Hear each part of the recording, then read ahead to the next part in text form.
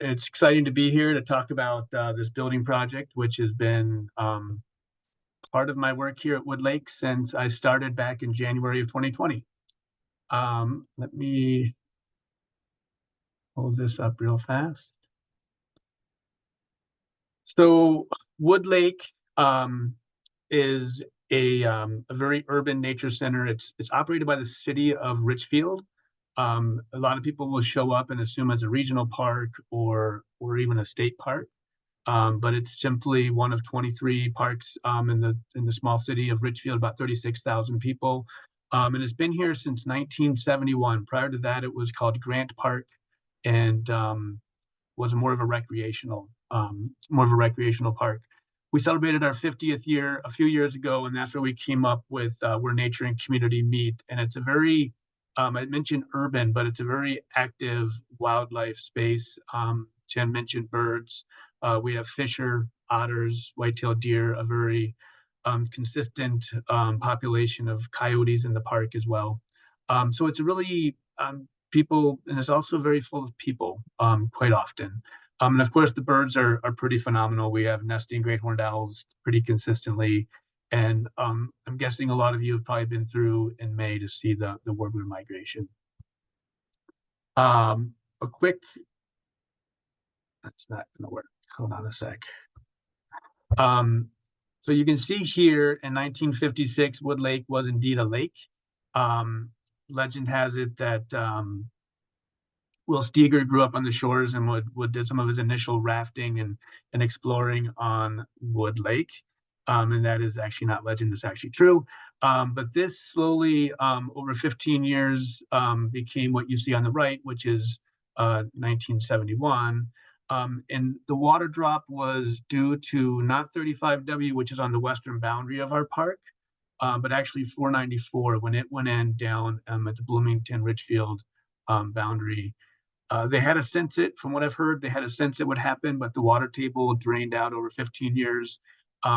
We've kept the name Wood Lake, but we're more of a very beautiful, wonderful marsh. And a more current visual is right here. The boardwalk that goes right through the middle of the marsh was something that was suggested really early on by naturalists that were visiting here, and has been a constant of the park. I think we're on the fifth version of that boardwalk at this point. But it allows you to get right into the middle of the marsh, which as birders, we all know is pretty exciting. You end up seeing Virginia rails and soras at 10 feet away from each other, 10 feet away. And just a few years ago, we also had a least bittern that was about a foot off the boardwalk for several weeks. So the park is a great way to get into the natural world, and a lot of the visitors, this is their natural space. Coming from Lee and Rose Warner up on the St. Croix River Valley of 800 acres with bogs and lakes and nobody around, it's about as completely opposite of that spot. But I think it has the same impact, the same final impact, but it gets there in a very different journey. So that's the site. It's really beautiful. The very southern boundary, there's a 7-acre prairie. The rest of it is, like I said, marsh, but also on the outside of it, silver maples, cottonwood, floodplain. If you look at the soil, it looks like a lake bottom because that is pretty much what it is. In case you're wondering where Richfield is, we're about 3 miles straight west of the airport. If you fly west, you probably look down right over us. We see those flights about every 10 minutes. And it is the home of Best Buy. It's also used to be quite a bit larger. The airport used to be Richfield. All of Edina used to be Richfield. St. Louis Park used to be Richfield. And a large portion of Minneapolis used to be Richfield. Just for the record, it's kind of fun. I didn't know anything about Richfield until I started working here, but now I'm here. So the reason Jen asked me to come today was to talk about this, the building. Our building was put in 1971. It was one of the first urban nature centers in the country. And when it was put in, people from all over the U.S. travel to see that this could be done, that you could make a nature center in an urban space.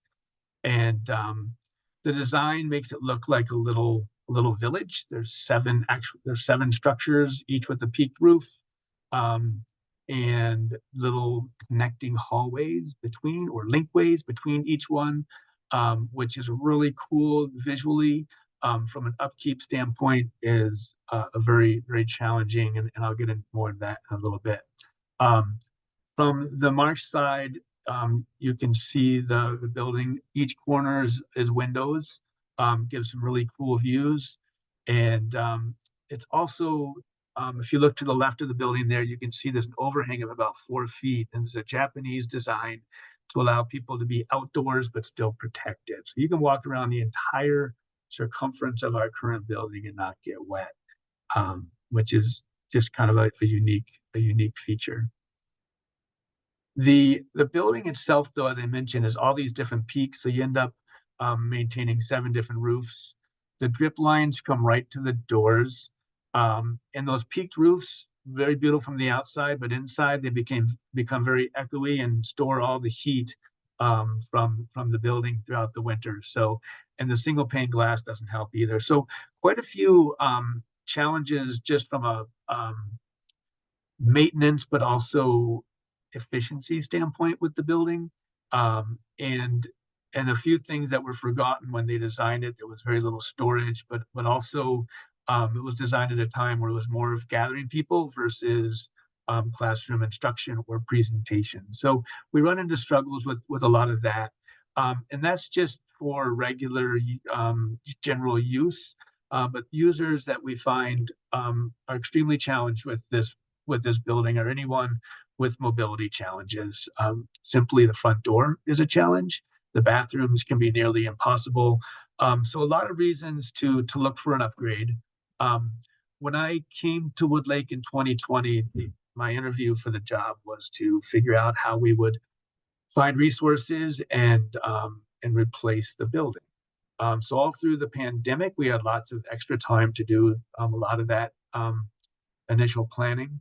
And here's another view of the building, a connecting hallway between two of the little structures. This is the entryway. Straight ahead is the exhibits, and then of course the resident animals. Quite a few snakes, quite a few turtles that we have in our current space. And this is the view of the marsh from our birding window. I suspect some of you have been in this exact spot. It is very, very active, very full. Most days there's people sitting in there for 10 minutes up to an hour. Some people even longer if they have the time. It is, and then this is our classroom, which can accommodate realistically about 50 to 60 kids. Generally is more comfortable with right around 40. And that's our only other space. So limitations on space, for sure. So when we started to design this new building, because we work with the city council had a lot of initial say and some basic baseline ideas for the project, and they wanted a space that can accommodate 100 people at minimum, which currently in the city of Richfield is not available. So this room right here is one of I think there's one larger room in the community center that might get up to 85 or 90 people, but they wanted a place where people could gather on a larger scale than they currently can within the city limits. Of course, the staff wanted ability to teach the classrooms that come. We have a 50-year track record of working with the local school district. We currently run a half marathon to allow them to come without having to pay for those visits twice a year. So a lot of community connections. And with this new building, we're able to get um, the idea is to get 3 classrooms that can then be broken up into one larger space, thus accommodating both the staff needs for teaching, but also the council's needs for a larger space. The other main parts of this project are to have better access. As I mentioned before, the building, we run into a lot of challenges, making sure everyone's has access and everyone's comfortable. We also are looking to redo a lot of our trails and get them up to a high level. We found during a lot of our surveys for the building that many people don't even come into the building except maybe to use the restrooms. So we want to make sure that they feel comfortable coming in to the new building, but also realizing that the park is the park. It's not just the building. So the trails are equally as important. So that's part of the project as well. Habitat restoration is an ongoing feature, and then of course there'll be new programming because we'll have new spaces and certainly a lot of new uh, opportunities and new tools with the new space. You can see in this picture off to the side there that the building is right along the marsh, similar to the current structure. One thing to keep in mind as I continue walking through some of these images, the building will be 6 feet higher than the current building. They're about a third of the current building is in wetland and is not able to be um, to maintain in that way. So we can't build. So everything's moving towards the parking lot quite a bit, and which is really good, which also fits into our goal of having more people come by bus, by foot, and by bike. And because our parking lot will shrink a little bit, as you'll see in this next picture. So this is the proposed building. Off to the left are the classrooms. Off to the right is the space that will be building, housing our geothermal system for heating and cooling the entire building. And then the little arm up to the left is, or up to the top there rather, is where the offices will be. And right in the middle where it says proposed building is where our exhibit space will be. We're working with the Science Museum and Blue Rhino Studios on that.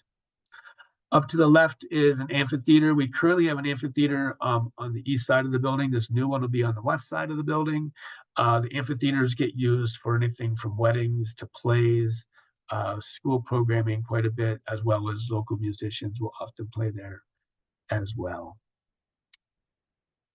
Here's a few views of the building.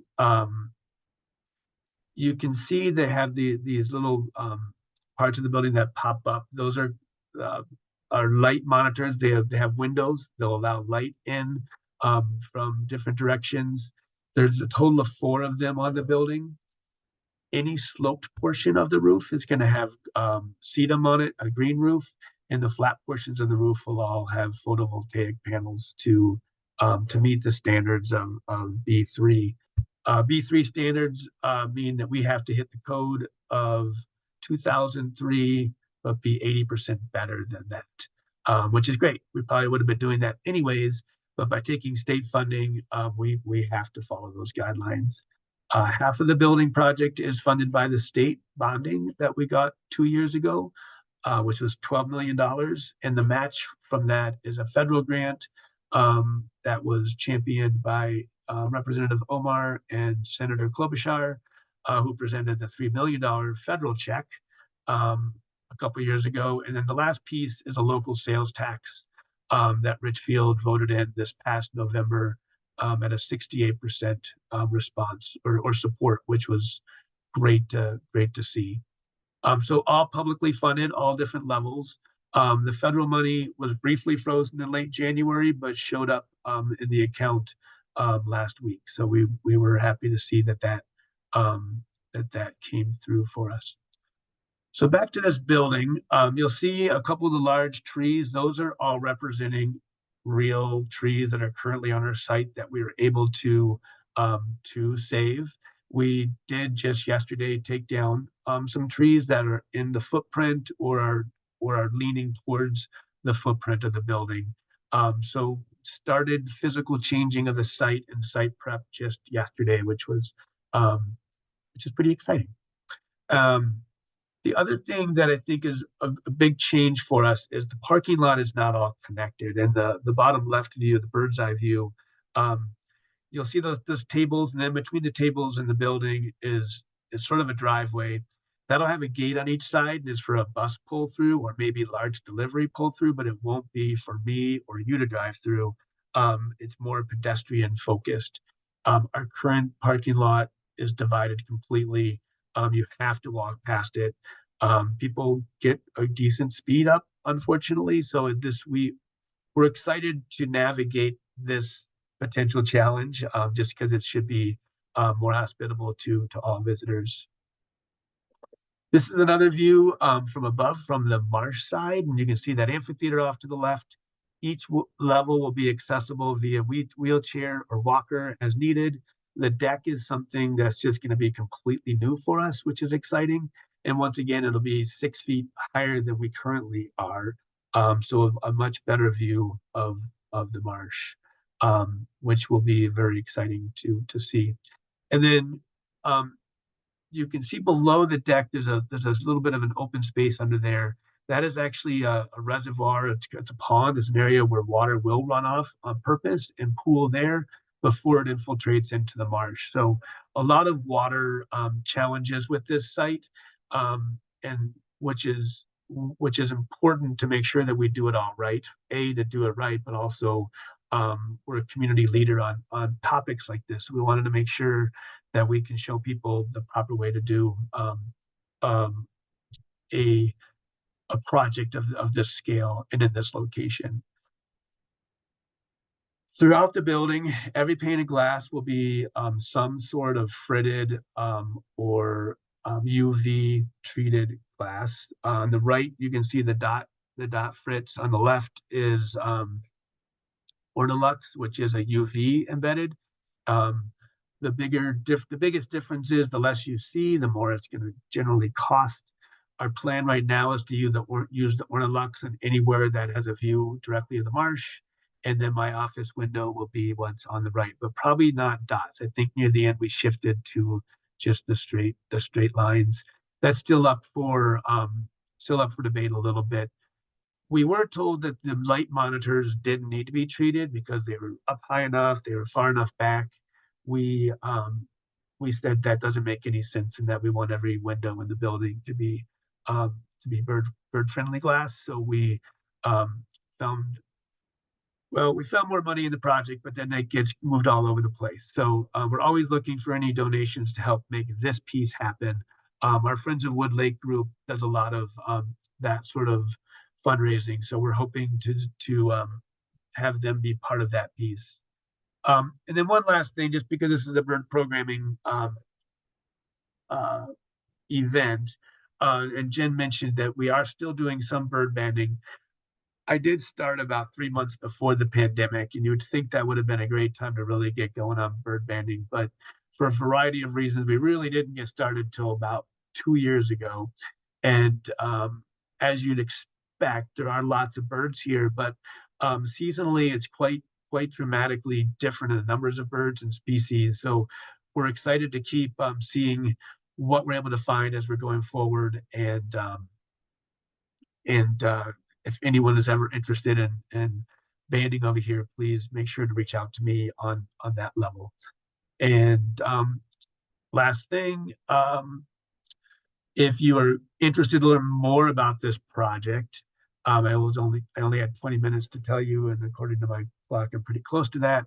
Um, our legacy, our future .org/Woodlake is our website that we set up uh, for the local sales tax. We kept it active so we could update on the projects. The legacy sales tax is helping the Wood Lake project, but also our local pool and arena, and also our community center. All three of which are about 50 to 60 years old and need renovations and replacement. And then below that is if you'd like to donate to either this project or potentially the bird glass or anything that you might be interested in supporting, or just the Friends of Wood Lake in general. The QR code on the right should work as well. The really long, silly looking link probably not as useful. So I feel like I went through that pretty quickly. I've kind of think I'm on time, but let me know if that's not true. But if anyone has any questions, please let me know. That was fabulous, Paul. And as everybody gets their questions in mind and types them in, when we look at the lineup for presenters for the spring primer, we look for skills building, but we also look to highlight things that are happening in the birding community or hotspots to bird at. And with this massive project, we are really excited to get Paul to talk about what's happening at one of the key birding sites in the metro. So I have a few questions. I don't see any in the chat, but I'm super excited that you're doing the bird safe glass and that you're doing all the good work on the wetland and energy efficiency. That's great, and it'll be a wonderful opportunity for visitors to see it firsthand. Are there opportunities for volunteers to assist with leading bird hikes or turn in eBird lists or any of that stuff during the next little while? Yeah, the great question. We actually had a volunteer in just yesterday who does bird surveys for us. And Woodlake has a bird kiosk that we've maintained for about 30 years and a bird database just in-house that we've been managing pretty much since the beginning of the Nature Center.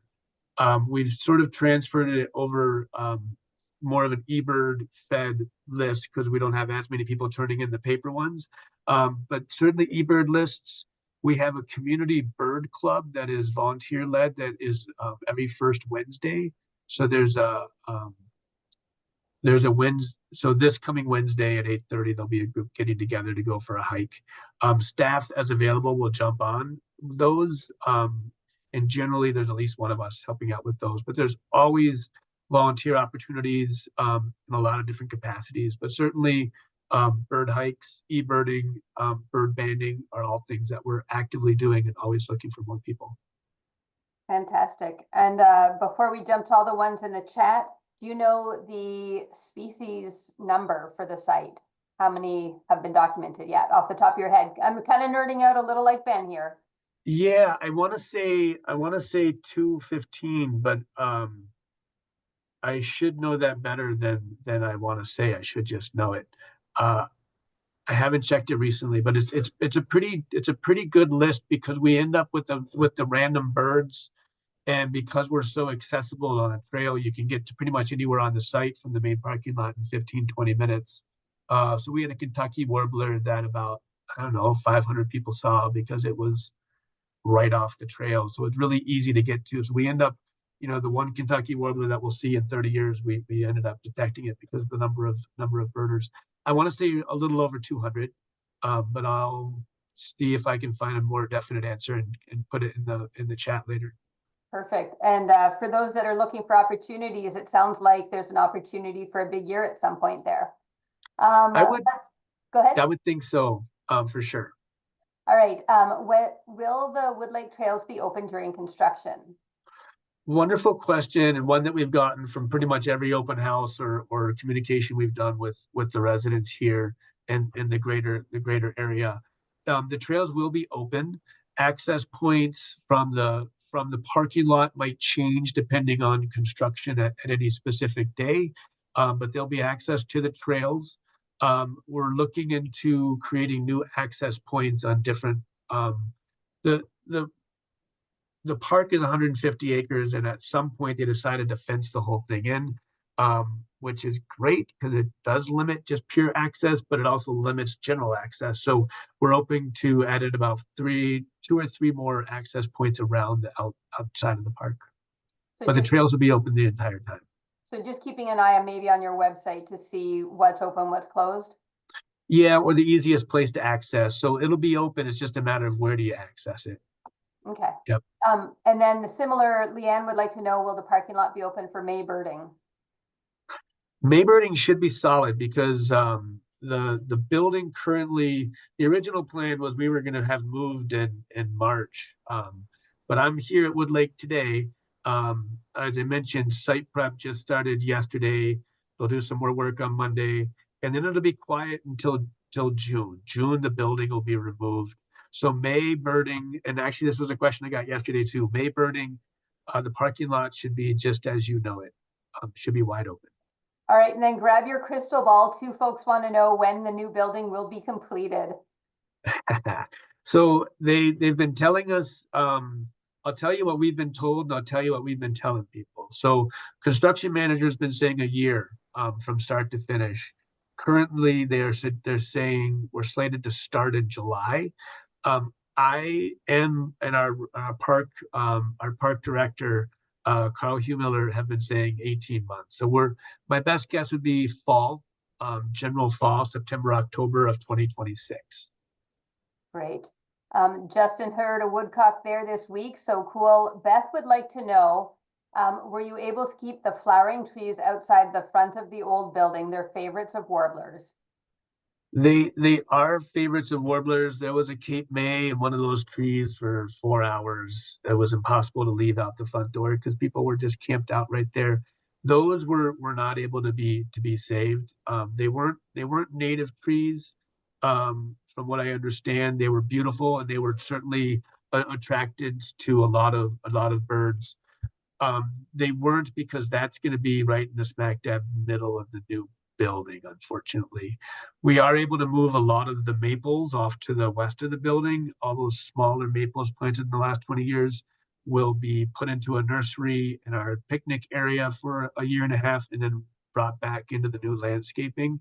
In the new landscaping, we do anticipate having trees to play the similar role, but unfortunately, those did have to be removed. Excellent. And then Ben chimed in 232 for a site list on eBird right now. Perfect. Um, So that's even better than I was giving us credit for. Uh, but they yeah, like there's oh, some notes about bird safe glass on there, and they would like to know, someone else would like to know, a couple of blinds around the shore in past and a built shelter on the southwest side which was damaged. Will they be re-added or what's up with those? the southwest side shelter. So Blinds and a shelter. what was the first part? Here, I'll try reading it again just to, in case I like paraphrased incorrectly. There were a couple blinds around the shore in past and a built shelter on the southwest side, which was damaged by vandals. Just curious if blinds may be added. The blinds all were removed. They were original. And there were some ideas from Les Blacklock along with the boardwalk. There are no plans to put up new structures at this time. We are contemplating working with the folk house up in Grand Marais to put in some sort of shelter out in the prairie, the south part of the park. Um, but the challenge is everything is parkland, and if you put a permanent structure, you then have to create new parkland in your city, which is something we're always open to doing. It's just always hard to find that kind of property. So no plans right now, but certainly some ideas percolating. Fantastic. Well, I think that's it. Check out the note in the chat about bird safe glass, Paul. That was terrific. If Awesome. anybody has questions for Paul, throw them in the chat, and we look forward to birding with you soon.